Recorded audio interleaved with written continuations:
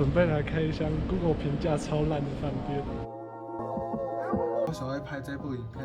就是因为我昨天晚上搞事，因为临时要订下礼拜2去日月潭的住宿，它的评价也还不错，9.1超棒，名声超棒，整洁度很好，服务很好，早餐超优秀。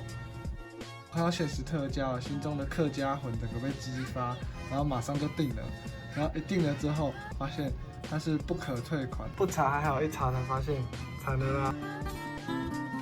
然后他说，大家真的不要铁齿，不相信评论。礼拜2就等着准备去开箱一下这间饭店到底有多烂。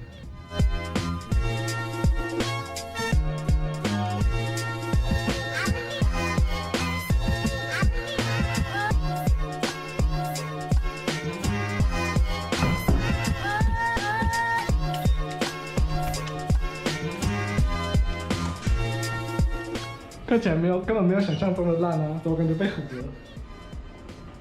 看起来也没有很脏，也没有什么小强的感觉。